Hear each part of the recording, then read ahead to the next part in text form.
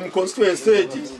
hagwireza banks nyingi okhabura kunkwirwe omunyeshengero w'Isingiro West obwabire nabwa n'abarisa n'abahingi abarkwegitira omu kibiina kya Nshenyi Tutunguche omuri Ruborogota Isingiro West kandi abarkwegitira omu kibiina eki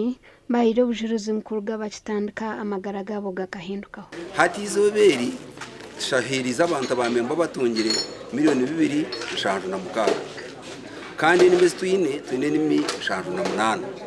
tuguze reporoti ya $805 mu sitembarara tuhereza abantu abarkwebasa n'abatarkwebasa ubu hati turiyo dukora project endijo eyo kurisa Nshoti kandi namba 8 mbantu 17 babanduze nanye nkandum haza kunashangire harimo ntunguka nungi erikutambira amakaga abantu erikutambira ibintu by'abantu twaguma tikirobingira nambene honorable MP weitu harimo Hams ari mu kibineki ekikuru ekibina kitu eki ntugura obute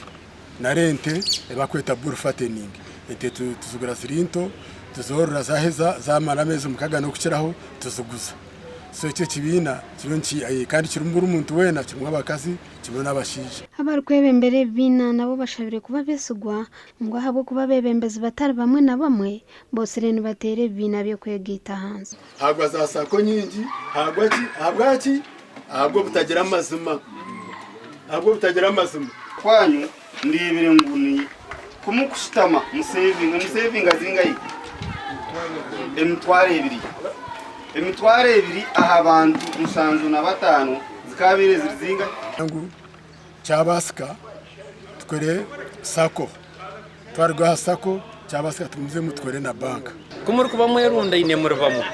hata government gumane bakwatara hwabo kubane bane kwatara abantu abetere ine ter kwatara umuntu Ndruso nwamanya